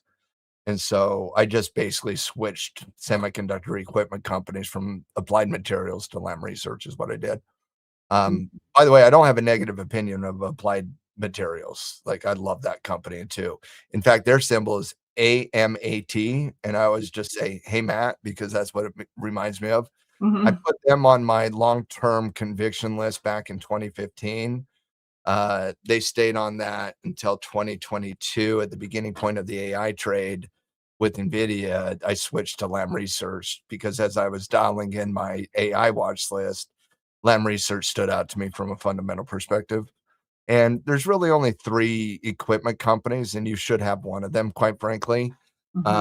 You have Applied Materials, you have ASML, and you have Lam Research. And to me, I would much rather prefer, even though ASML is the catalyst stock of all of the equipment companies, and they're the ones with the the IP on the actual technology needed for the equipment. I just prefer Lam Research. So Interesting. Yeah, AMAT I have traded multiple times in the past, and they they're were fun. They're a good stock to trade. Applied Materials. Yeah. nice. And ASML pre-reported earnings one time, and that will get you the death sentence for me. Yeah, you Like don't I will I've not trust seen that. companies that pre-report earnings. It will Really? not happen. I hate it. It's Mhm. cheating. They know it's cheating, Yeah. and it should never happen. And they pre-reported earnings. And I'll tell you why I hate pre-reporting earnings. I was in an iron condor on ISRG one time. Earnings wasn't for 3 weeks. They pre-reported earnings, gap down 100 points. I took max loss on that condor, and not only did I take max loss on it, I had to stare at that stupid bull put credit spread for 3 weeks because the bid-ask spread was so wide I couldn't even unwind it, and I Yeah. had to take max loss on the position because they pre-released, but it wasn't the max loss. I was okay with that. It was staring at that max loss. Like, if I woulda unwound it, I would have taken much bigger than max loss because bid-ask spreads were so wide. And they pre-reported on purpose because they knew it was going to be a bad report. But here's the thing: I never would have held that condor through earnings. I was going to hold it up to earnings, and so I just don't. I'm not a fan of pre-reporting. And ASML 3 years ago pre-reported one of their earnings reports, and it created a lot of volatility, a lot of concern. And so I'm very unforgiving when it comes to messing up the fundamental backdrop of why the market works. Like, there's Yeah. specific rules that you have to play by, and when you break those rules, you're cheating. And I'm unforgiving when it comes to that stuff. It looks like honestly bold-faced insider trading. Like that's so manipulative. There's a system in place and rules in place and a Mhm. lot of eyes on that and people trading based on that being the Well, standard. and the biggest problem isn't what happened to my Condor and ISRG or what happened on ASML. Investors buy put options in front of earnings, and they collar trades in front of earnings to alleviate and mitigate the risk. And so, like, if you're going to want to take the risk out of an earnings position, you sell a covered call, you take the cash flow, you buy an out of the money put option, and you collar the trade. And that's how you mitigate earnings, is by using collars to eliminate the earnings risk. And if you pre-report earnings, investors are going to hate you because they don't have the ability to do that. Mhm. Because when you collar the week of earnings is when Yeah, you collar. right on it. And so it's like, it's just, again, unforgiving. Companies should not just have the ability to repent, and we all forgive them when they cheat the system like that. Yeah. It's a great point. Like that was a choice by their company Was. owners and I guarantee the board of directors met with the chief financial officer, and they made a logical decision in their mind to screw over the investors. And I'm sorry, when you're an investor in the company, you are an owner in that company, and the mhm. company just made a decision to screw you over as an owner. Uh, why would you have confidence in owning the company? It doesn't make sense to me. Yeah, that's a no-go. That's Warren Buffett 101 stuff. When you Right. invest in the company, you're investing in the leadership of that company and the decisions that they make for you on your behalf. Too many times people buy a company and they're like, "Oh, I'm an employee of the company." No, you're an owner. Act like it. Yeah, and hold them to expectations. Like expect the companies that you invest in to Mhm. honor what is expected. Mhm. Great point. No, thank you. Come on, get above the high. Go. Just tag 87.25. Let's go. Come on. Shit. Mary, give me some rocket ships. Let's go. I know. We could get under above the shelf, it would pop to that liquidity at the top. It's trying. Like it's really it looks like it's trying here.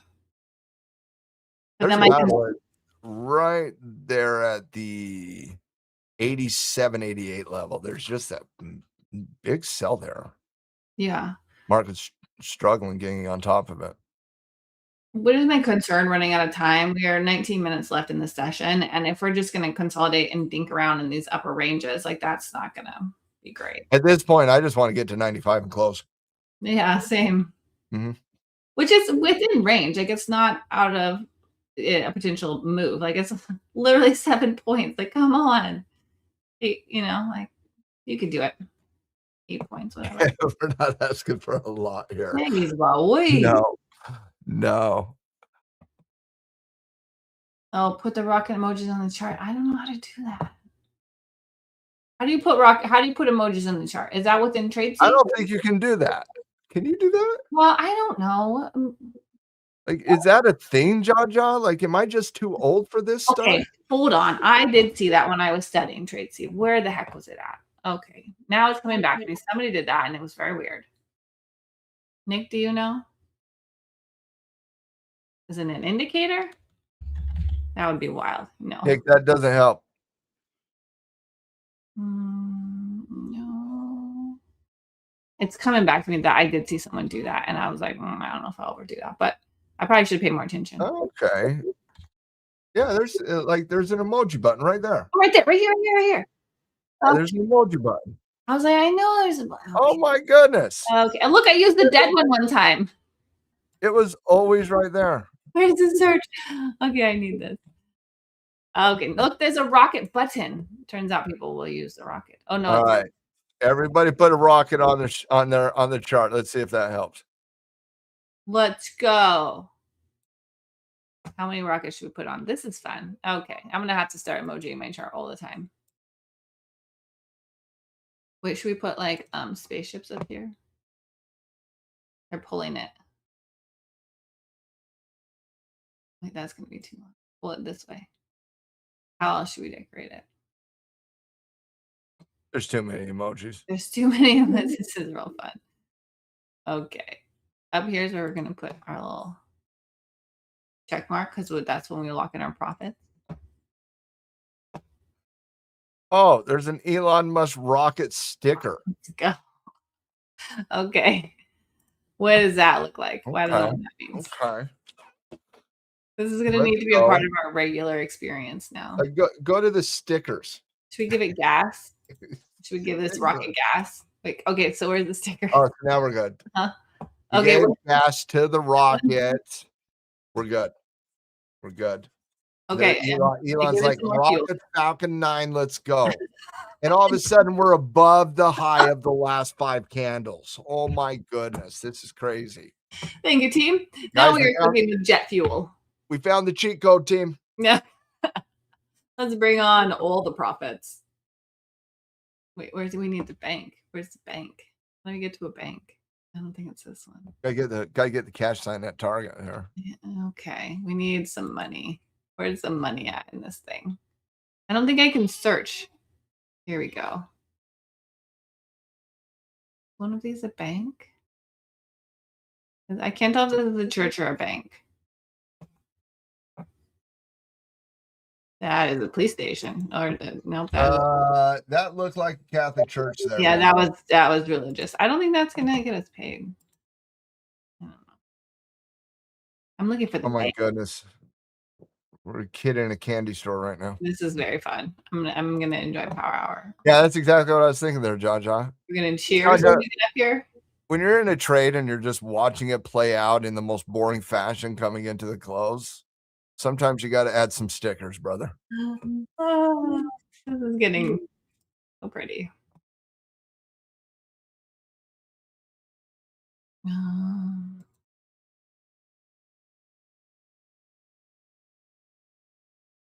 There's too many options. This is a lot of opportunity here.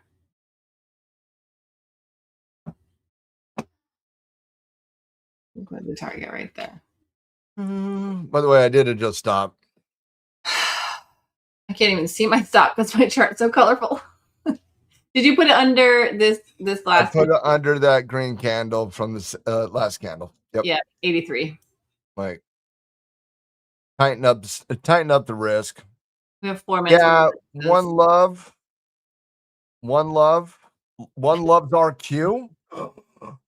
No, is it? No, it is. One loves RQ. One loves RQ. All love RQ is what it should say. One loves RQ. But all loves RQ. Are you new? Because are you RQ's significant? I'm trying to figure this out. RQ fan? Right now. Are you an RQ fan? And They're all probably like, "Who is RQ? What are you talking about?" he's good. No, I can't. MJ. Okay. Okay. Okay. Of course you love RQ. I do too. Yeah, he's amazing. Yeah. We all love RQ. Uh-oh, right? RQ is a fan favorite at Blue Sky. No doubt about that. Yeah, he's amazing. Mhm. Okay, this really should like be working. Come on. We need more And then depth. we got the edge. It's just a matter of, do you want to rip off that last 7 points? Let's go. Imbalances are going to do one or the other right now. And I'm telling you, I'm not sure. This feels like it's not popping well enough, but we see. Our stop is at a very reasonable place. The risk is not heavy. I'm gonna give it another rocket before we get One more rocket. one more rocket, right? Yeah, one more rocket. One more rocket. And if this is terrible on your guys' eyes, I can dial it back. I promise. But I just enjoyed that. That's so true, Jaja. MJ has like 8 accounts logged in simultaneously, and none of them are MJ. Hey, cheers to all of the MJs coming to play. Yeah, MJ is the best symbol of all time. Look, if I just clog up the chart, then the price action can't go there because there's no room on the chart for it. See, I'll just leave only this space open. This is my plan. See the logic? I know. In YouTube, it's a little bit more of a stable platform and we can reach a little bit farther. There is some good rationale to it, but Discord was a very nice family vibe. So it's different. It's different around here. Jaja sees my logic. Thank you. Yeah, we love MJ. Mm-hmm.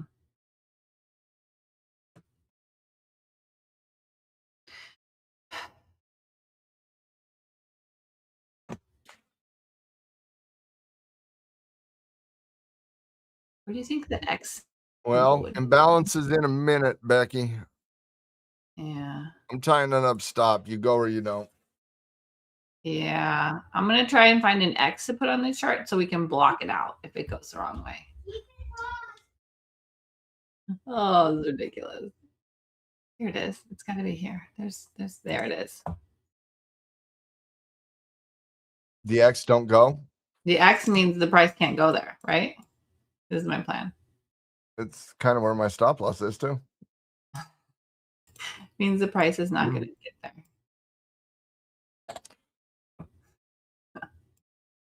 Okay. Like imbalances are either going to help or I'm breaking even on this trade, basically. Okay. I'm going to put mine under the body of the last 15. That's it.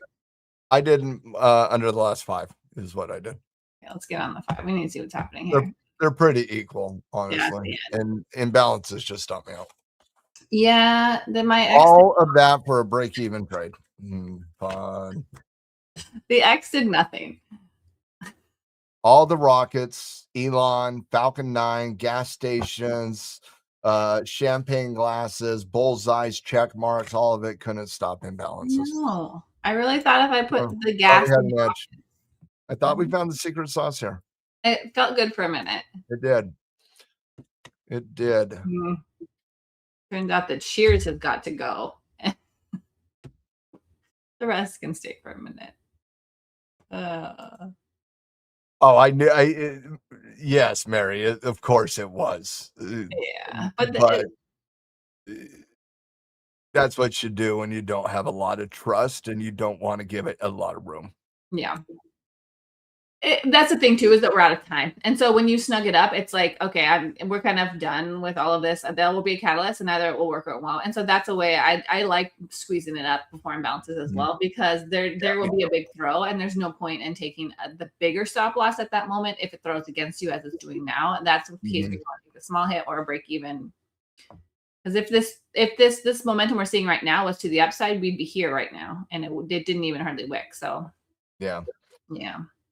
That's like I would have been stopped out anyways, but right, you just would have taken the red. Yeah, I'm the same way. Like tighten that bad boy up. Don't give it a lot of room. Yeah, there's a time factor with that because like it's not necessarily the same structure at the earlier part of the session. Great point.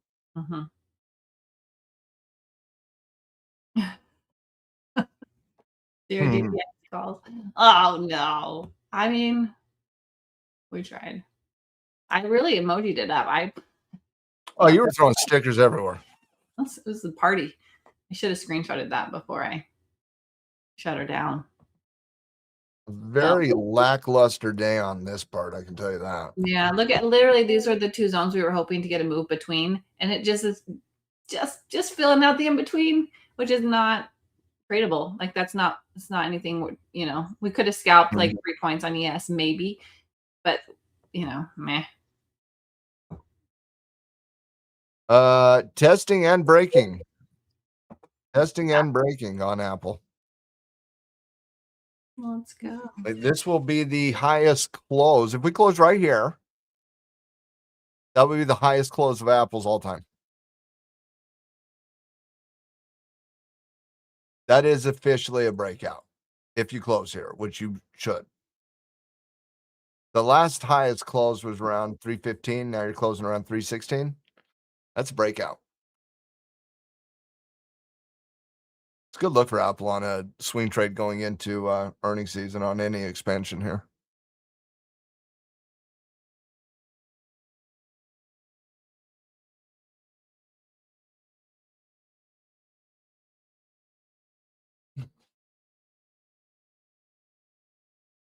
Well, she's thinking.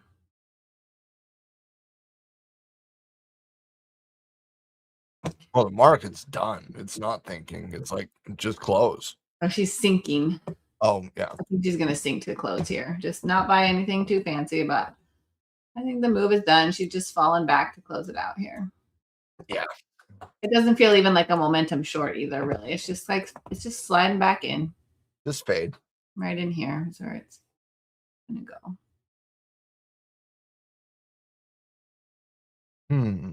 This was an interesting like double tap of this resistance here too. I just wanted to hold, which it had like a good strong run up. I don't regret anything about the trade. No, I think it had a high likely chance of winning. The day was bullish all day. Yeah. We fell back to a key level. We got a signal on the 5. We had the edge going into imbalances, and imbalances busted us up. Like, Yeah, but with caution, like moving to break even. You moved to break even. I moved to a slight loss, but I think I had like a 12 total dollar loss on that one. yeah. Like I was like a tick underneath the entry. If anyone is short, it could come down here to test this liquidity at 77. The way it's sliding down here. I'm not seeing any aggressive moves though. No, Like, I think I'm with you. It's more fade action. yeah, 81 to 77 is I think where it's gonna Settle in. Yeah. yeah. I would agree. In general, though, Bulls, I really thought today was a fascinating day for the Bulls. Mhm. They did so much more work than I Mhm. anticipated coming into today's session. Um, you're talking military strikes last night, escalation, geopolitical, and we're talking about multiple time frame breakouts against all-time high prices. Let's Um, let's round out the bigger time frames before we yeah. pop off today. So this is the daily on ES, which this was a strong wick on yesterday's candle, a long Mhm. strong buying wick on yesterday's, and this pop is beautiful.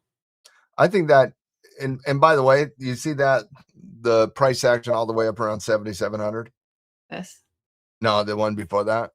Yeah. I could care less about that. Tell Like, me it why. it really does not exist to me. It doesn't. Um, in fact, if you switch the chart from the June to the September contract, it literally doesn't exist. Like, it Oh, doesn't exist on the June contract. Um, Obviously, we switched over 2 weeks ago, but when you go out to the weekly chart, yeah. you'll see it. Like, Oh, yeah. Oh, okay, I think I did see that, and it's because of the timing of the rollover? yeah, it was the timing of the rollover that switched that made it a complicated technical story, Interesting. and it still is a complicated technical story, but, like, to me, the true nature of resistance is between 76 and 76.50.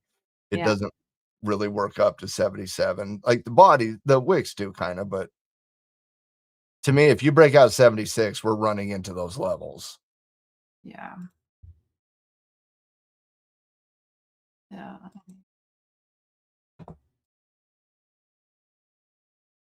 Hmm. 3 minutes before the close, team. Dial everything in.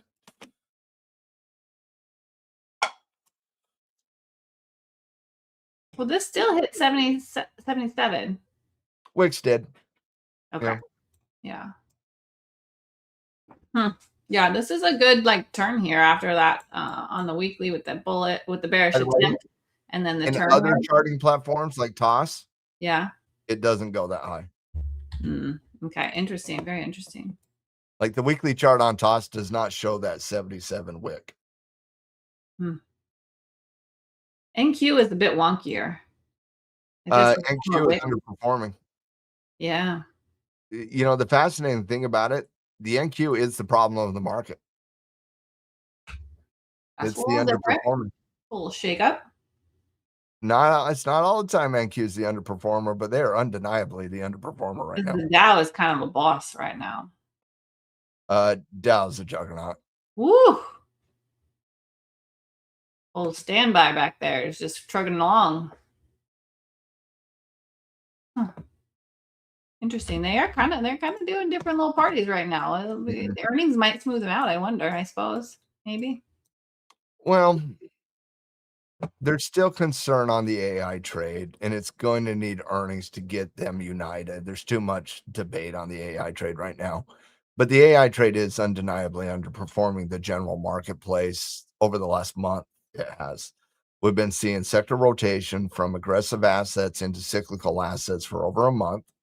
The heat map has been very dominant in that time frame, and you're talking about healthcare, finance, industrial, multiple time frame breakouts. Nasdaq hasn't done it, but the Nasdaq is also what was the initial charge after last earnings season. It was the reason why we got so deeply overextended as well. And so there's a lot more profit in the Nasdaq than in almost any other area of the market, obviously. And so I do think that's playing a little bit of role in the underperformance as well. If we have a bull move in earnings season, the Nasdaq will catch up. Because the only way we get a bull move out of earnings season is if the growth areas of the market tell us to have a bull move in earnings season, and that's Taiwan Semiconductor far more than JP Morgan. Yeah, and this is a good point too about them being in a more of a supportish area. So they're at a great place to pop from. They've been underperforming.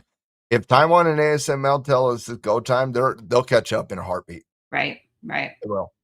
I mean, just look at this 3 days, just from the bottom to the top, like that. They won't hesitate. Yeah. But we're so close in terms of next earnings season. It literally starts next week. Yeah. Like, to me, the market is like, it could break tomorrow, but I don't doji tomorrow, call it good, end the week at 76, and let's go into next week with a fresh breakout going in earnings season. So I like it. what's your final thoughts for today? It's been a day. I appreciate trading with y'all. This was a very interesting movement at the end here, which did kind of obnoxiousness. But anyway, nice to be with you guys at BluSky. I appreciate learning with you and from you, Matt, and everyone at the team. I appreciate everyone being kind and supportive. So cheers to Thursday. Team, you're the best. Thank you so much for hanging out with us in Power Hour here today. And if you like Power Hour, hit that like, hit that share, tell somebody about it. Outside of that, Becky and I are usually not in Power Hour for Fridays, so we will see you on Monday. But I hope everybody has a blessed and wonderful conclusion of their trading week tomorrow. And if you need anything from the team, hit us up over there in Discord. Outside of that, have a wonderful, fantastic rest of your day, and we'll see you next time, team.